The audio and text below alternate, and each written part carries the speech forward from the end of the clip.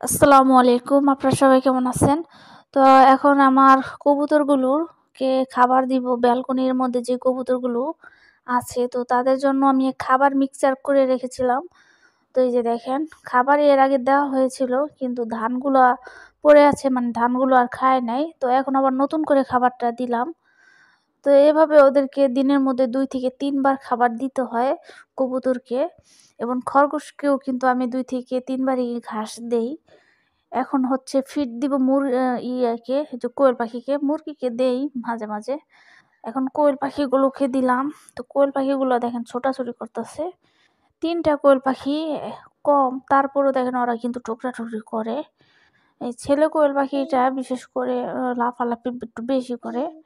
আর কোয়েল পাখির ওজনটা আনুমানিক হবে কত গ্রাম, মানে আমি মাপি নাই, তার জন্য বলতে পারলাম না।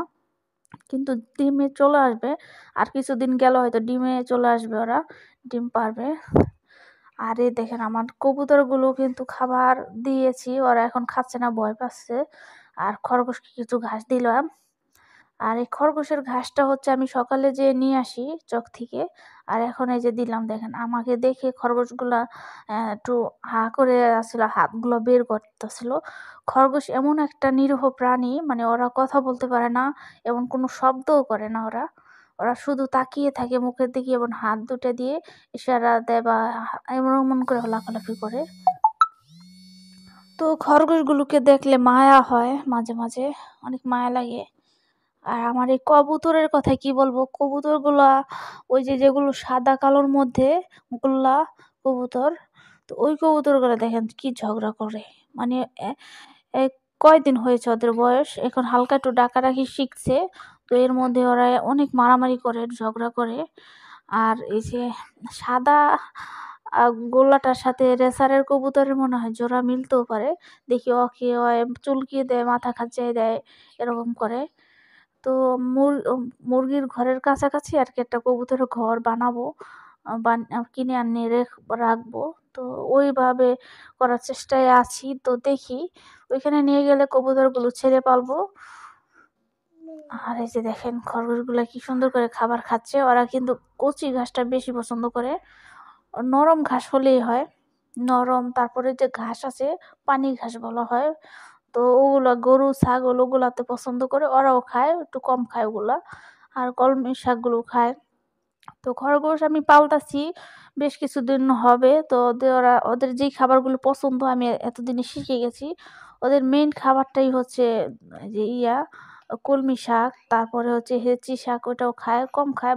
তারপর বাদলা, তারপরে হচ্ছে এই যে দুলালি শাক, তারপরে হচ্ছে অন্য, অন্য পানি ঘাসের সাথে যেগুলো হয় ওগুলো দিলেও খায়। আবার ধনেপাতাটাও খায়, দেখেন এখন কিন্তু ধনেপাতাটা খাচ্ছে।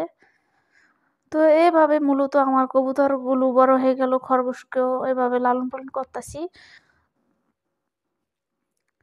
তো এই যে দেখেন আমার পুরো সেটআপটা এভাবে, মানে নিচে গুলা হচ্ছে বড় খাঁচা, উপরেরটা ছোট। তো খাঁচা বানানো আর হলো না, হয়ে উঠলো না, খাঁচা অর্ডারও দিতে পারি নাই। তো দেখি, চেষ্টা করেছিলাম, কিন্তু লোকটা ফোন ধরে নাই, যার কারণে আমার খাঁচাটা বানাতে পারলাম না এখনো। তো খাঁচা যখন বানাতে পারবো ইনশাল্লাহ, তখন মুরগির বাচ্চাগুলো সুন্দরভাবে লালন পালন করতে পারবো। এই যে দেখেন ওরা কিন্তু তাকিয়ে আছে। আর কোয়েল পাখিও এদিকে ওদিকে লাফালাফি করতেছে। কোয়েল পাখিটার এটা একদমই ভেঙে গেছে, তো তার জন্য আমার খাঁচা কিনাটা খুবই জরুরি ছিল। খরগোশ কিন্তু প্রস্রাব করে, পায়খানাও করে, কিন্তু খরগোশের যেরকম দুর্গন্ধ ভাবছিলাম ওইরকম কিন্তু কোনো দুর্গন্ধ না। দুর্গন্ধ যখন ময়লার কাছে যাবেন, আপনি একদম কাছাকাছি ঘেঁষাঘেঁষি থাকবেন, তখন তো একটু দুর্গন্ধ লাগবেই। নাকের সামনে নিবেন তখন দুর্গন্ধ যে কোনো ময়লাই লাগবে। কিন্তু এভাবে আছে না যে এখানে খরগোশ পালি, পুরা এরিয়াটা একদম গন্ধ দুর্গন্ধ, ওইরকম কিছুই না। এটা খুবই স্বাভাবিক একটা বিষয়। আমি যে কবুতর পালি, কবুতরের চেয়ে অনেক গুণ কম খরগোশের দুর্গন্ধ হয়। অনেকে তো আমাকে ১ম ভয় পাইয়ে দিয়েছিল যে খরগোশের প্রচুর দুর্গন্ধ হয়। এটা একটা ভুল ধারণা। তো এখন চলে আসলাম টাইগার মুরগির কাছে। তো আমাদের টাইগার মুরগি সম্রাট বাবু এবং হচ্ছে লালপরি। তো ওদেরকে ছাড়ছি, তো আফিয়া ওদেরকে খাবার দিবে। তো ওদেরকে খাবার দেওয়ার আগে হচ্ছে ওদেরকে আমি ভিতরে কিন্তু এর আগে খাবার দিয়ে গেছিলাম, তো ওগুলো শেষ করে ফেলছে। তো এখন আবার আসছি, তো একটু দুপুর টাইম, তো আমি ভাবলাম যে ওদেরকে একটু ছাড়ি। ছাড়ার পরে ওদেরকে ছাড়তে দিয়েছি, ছেড়ে দিয়েছি আর কি। দেখেন কেমন করতেছে, ওদের দেখলে আমি বেশিরভাগ তাকিয়ে থাকি ওদের কাছে। আর ওদের যখন ছাড়া হয় তখন কিন্তু ওরা খাবারটা খেতে চায় না ওইরকম। তো আফিয়া কিন্তু ওদেরকে খাবার দেওয়ার জন্য চেষ্টা করতেছিল, আর ওরা ছাড়ার পরে ওরকম খাবার খায় না, ওরা শুধু ওই যে ময়লা খোঁজে, তারপর ঘাস পাতা খোঁজে। তো কালকে দেখি আমি ওদের জন্য ঘাস নিয়ে আসবো। টাইগার মুরগিগুলো এখানে কোনো ঘাস পাতা নাই, লতা পাতা নাই, আগে ছিল এখন নাই। দেখেন আমার এখানে একটা তুলসী পাতা এবং হচ্ছে পুদিনা পাতা ছিল, ওগুলা ছিঁড়ে মেরে খেয়ে ফেলছে টাইগার মুরগিগুলা।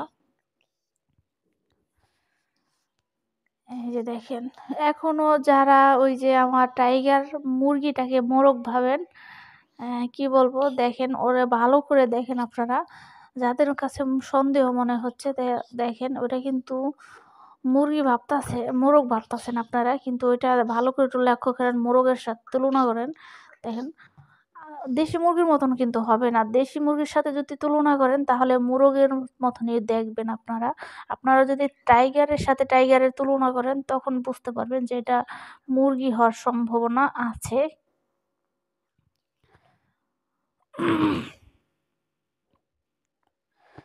দেখেন আফিয়া ভুরি কি বলতেছে, ওদের খেদাই দেয়, খাবার দিচ্ছিল এইখানে, তো ওরা ওইখানে গেল দেখে খেদাই দিয়েছে। তো দেখেন আমার টাইগার মুরগিটা কিন্তু এই যে রৌদ্রের মধ্যে শরীরটা একদম মেলে দিয়েছে। এভাবে করলে মনে করবেন যে মুরগি রোদ খাচ্ছে, মানে রোদ পোহাচ্ছে, ওদের তাপও দিতে হয়। টাইগার মুরগি বিশেষ করে গরম পরিবেশটা বেশি পছন্দ করে, আমি খেয়াল করে দেখছি। আর গরমের মধ্যে একটু সুস্থই ভালো থাকে, অতিরিক্ত গরম হলে যে কোনো প্রাণী অসুস্থ হয়ে যায় বা ঠান্ডা লেগে যায় মানুষের ক্ষেত্রেও, কিন্তু টাইগার মুরগিটা একটু তুলনামূলক গরমটা একটু বেশি পছন্দ করে। এই যে দেখেন এই রৌদ্রের মধ্যে ওরা সুন্দরভাবে আনন্দ করে খেলা করছে এবং হাঁটাহাঁটি করছে। মাঝে মাঝে ধুলাবালি দিয়েও কিন্তু টাইগার মুরগিগুলো গোসল করে কোয়েল পাখির মতো। তো কোয়েল পাখিগুলো এখানে আনার ইচ্ছা নাই, কিন্তু একদিন বালুর মধ্যে নিয়ে যাওয়ার সম্ভাবনা আছে। তো বালুর মধ্যে দিলে কোয়েল পাখিগুলো অনেক সুন্দর করে গোসল করে, মুরগিও গোসল করে যেরকম করে ওইরকম করে। তো দেখেন আমাদের টাইগার মুরগি যখন ছাড়ছি, তো আফিয়া তো খাবার দেওয়ার জন্য পুরো ব্যস্ত হয়ে পড়েছে, মানে ও বেশি বেশি খাবার দিচ্ছে। তো আফিয়াকে আমি আবার চুপে চুপে একটু ভিডিও করতেছি, ওই দেখি খাবার খাবার দিয়ে ওই পাশে যে কি সব করতেছে, নাচানাচি করতেছে। তো ওইখানে আবার গান ছাড়ছে না কি জানি, তো আমি আবার লুকে লেগে আর একটু ভিডিও করতেছিলাম। তো পরবর্তীতে শেষ পর্যন্ত ওই যখন দেখে ফেলছে অনেক চিল্লাফাল্লা করছে, জামারে দেখছো কেন, ছবি করছো কেন। তো দেখেন পোলা মনে হয় কি দুষ্ট এবং কি ফাজিল হয়ে গেছে, মানে ওই ওই পাশের বাসায় আবার গান ছাড়ছে না কি জানি, ওর সাথে তালে তালে ওই আবার নাচার চেষ্টা করতেছিল। দেখেন এই যে আমাকে দেখে ফেলছে, এখন ওই কান্না করবে, এখানে আমাকে মারতে চলে আসছে। তা আমি আবার একটু বুঝাচ্ছিলাম, এই যে দেখো মুরগি দেখো, শেষ পর্যন্ত একটু থামছে। তো আজকে আজকে আরেকটা জিনিস আমরা করব। আজকে হচ্ছে আমরা মুরগির ডিম, অর্থাৎ আমরা শীতের দিন আসলে গ্রিল করি অথবা যে কাবাব বানাই, মানে শিক কাবাব করি। তো আজকে ভাবলাম যে আজকে আমরা ডিম পুড়বো। তো চকে ভাবছিলাম যে চকে যেয়ে পুড়বো, তো চকে আর যাবো না, আজকে এই বাসাটাই পুড়বো বিকালের দিক। তারপর আমরা এখানে এসে মুরগির ডিম পুড়বো। এই যে দেখেন, ওই যে দেখেন আমাদের পুরো মোরগ, আর এটা কিন্তু মুরগি। দেখেন যে বারবার 100% শিওর করে বলছেন যেটা মোরগ হবে, তো আপনি 100% বলে দিলেন যে আপনার কথা যদি সত্য না হয় তাহলে আপনি আসলে কি বলবেন আমি বুঝতে পারতাছি না। তো 100% পরে এত শিওর হওয়াটা ঠিক না। তো দেখেন আপনি একটু ভালো করে দেখেন, আপনার উদ্দেশ্যেই বলতেছি। তো আমার ভিডিওতে মাসুমা আপু কমেন্ট করেছেন যে তার নামটি উল্লেখ করতে, এবং নিলয় ভাই কমেন্ট করেছেন যে তার নামটি উল্লেখ করতে। তো মাসুমা আপু এবং নিলয় ভাইকে জানাই অসংখ্য ধন্যবাদ। তো আপনারা আমার ভিডিওটি দেখবেন এবং বেশি বেশি করে শেয়ার করবেন এবং লাইক কমেন্ট করবেন। তো চ্যানেলটিকে সাবস্ক্রাইব করে রাখবেন। তো চ্যানেলটিকে যখন সাবস্ক্রাইব করে রাখবেন আমার ভিডিও আপনাদের কাছে সবার আগে চলে যাবে। তো দেখেন আমাদের মোরগ মুরগিগুলোকে খাবার দিয়েছি, তো খাবার খাচ্ছে পাশাপাশি পানিও খাচ্ছে। তো ওদের একই খাবার দিচ্ছি বারবার করে, পাশাপাশি শুধু ওই যে ধানগুলো একটু ছিটে মিটেই দেই যেটুক খায়। তো ওদের মূল খাবারটা কিন্তু ভুসি এবং হচ্ছে যে ভুট্টার যে আটা ওইটা থাকে।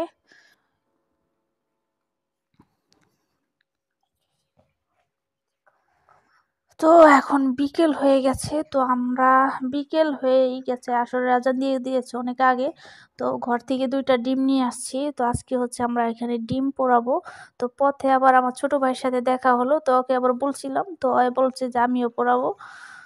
আর হচ্ছে আমার আজকে সুন্দরী ডিম পেড়েছে, তো আপনাদের সুন্দরী ডিমটা দেখাচ্ছি।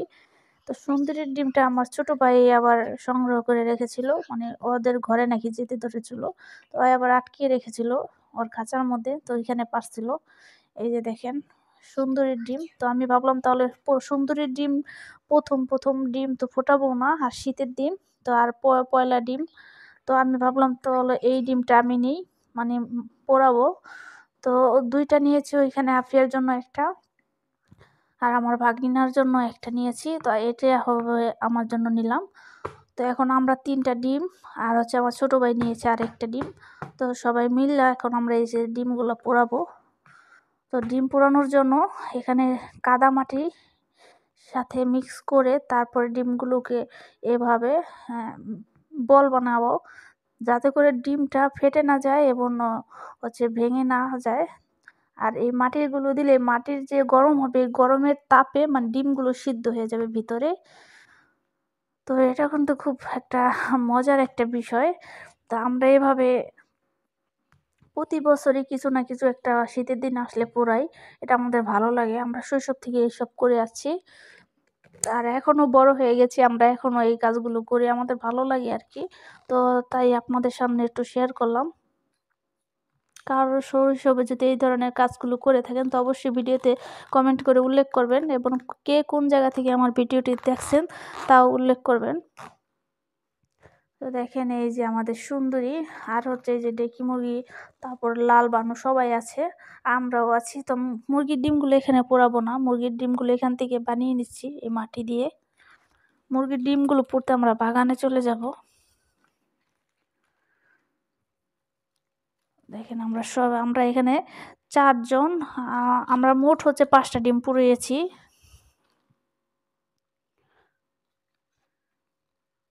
তো আমাদের সাথে আরো মানুষ ছিল, তো তারাও আসতে পারে নাই, তারাও আমরা প্ল্যানিং করেছিলাম যে আমরা একসাথে ডিম পোড়াবো, কিন্তু তার হয়ে উঠলো না। তো এখন ওই আগুন ধরিয়ে দিয়েছে, তো এখন এই আগুনের ভিতরে যখন উপর দিয়ে একটু বেশি কয়লা হয়ে যাবে তখন আমরা ডিমগুলো দিয়ে দিব। তো ডিম পোড়ানোর জন্য কিন্তু এই যে গাছতলা এলাকাটাই বেশি সুন্দর একটা জায়গা, মানে যখন পোড়াবো তখন কিন্তু লার্কির প্রয়োজন হয়, তখন লার্কি কোনো বাসা থেকে আনতে হবে না। তো এইখান থেকে লার্কি টুকিয়ে টুকিয়ে আমরা জড়ো করে এই যে আগুন ধরিয়ে দিয়েছি। তো এখন কিন্তু আমি একটা ডিম দিয়ে দিলাম এই যে আগুনের ভিতরে, তো বাকি ডিমগুলো ওই দিয়ে দিবে। তো প্রচুর তাপ ছিল, মানে আগুনের এত তাপ ছিল, মানে কাছে যাওয়া যাচ্ছিল না। তারপরে এই যে ওই একে একে সব ডিমগুলো দিয়ে দিল এর মধ্যে। এরপর হচ্ছে আমরা এই যে এখান থেকে লার্কি টুকাবো, টুকানোর পরে সবটি জড়ো করে এখানে পোড়াবো। ডিমটা সিদ্ধ হতে সর্বোচ্চ 10 থেকে 15 মিনিট, 15 মিনিট নাও লাগতে পারে, 10 মিনিট 5 মিনিটের উপরে হবে, 10 মিনিট নাও যেতে পারে। এর মধ্যে ডিমগুলো সিদ্ধ হয়ে যায়, আর বেশি সময় লাগে না, কিন্তু গ্রিল করতে গেলে অনেক সময় লাগে। গ্রিল করতে হলে মোটা মোটা লার্কি লাগে এবং সেগুলো পুড়িয়ে কয়লা বানাতে হয়। তো আমি আবার ছাদের উপরে উঠলাম, তো ছাদের উপরে উঠে আমাদের ওই যে বিল্ডিংটা আমরা যেখানে থাকি, তো ওইটা আবার দেখা যাচ্ছিল পাশাপাশি। তো আর এই দোতলায় উঠে আমরা আবার এই যে যেখানে পোড়াচ্ছিলাম তো ওইগুলো দেখতেছিলাম। তো দেখার পর দেখি আগুনের যে এত উত্তাপ আর এবং এত কালো ধোঁয়া ছিল এখান দিয়ে, ধোয়ার কারণে মানে আম গাছের পাতা সব উপর পর্যন্ত দোল খাচ্ছিল। তো এটা খুব ভাল লাগতেছিল। এই যে দেখেন পুরা অন্য পাশে কোনো বাতাস নাই, শুধু এই যে আগুনের যে ইয়াগুলো উঠতেছিল, ধোঁয়াগুলো, ওইগুলোর কারণে মানে একদম লম্বা হয়ে বাতাস, মানে হেলিকপ্টার যেরকম উড়ে ওইরকম করে বাতাস দেয়, ওইরকম করে বাতাস পাচ্ছিল এবং দোল খাচ্ছিল। তো এই যে দেখেন শেষ পর্যন্ত আমাদের ডিমগুলো সিদ্ধ হয়ে গেছে। তো আমরা সবাই ছিলে নিচ্ছিলাম মাটিগুলো। এখন আমরা এগুলো ধুয়ে বাসায় নিয়ে পরিষ্কার করে তারপর আমরা এগুলো খাবো। এই যে সাদা ডিমটা সবার ছোটটা হচ্ছে আমার। তো এইভাবে আমরা এরকম করে ডিম পোড়ালাম, খুব ভালো লাগলো। এই যে দেখেন ডিম সিদ্ধ হয়ে গেছে। তো আজকের ভিডিও ছিল এই পর্যন্তই। আপনারা সবাই ভালো থাকবেন, সুস্থ থাকবেন। আসসালামু আলাইকুম।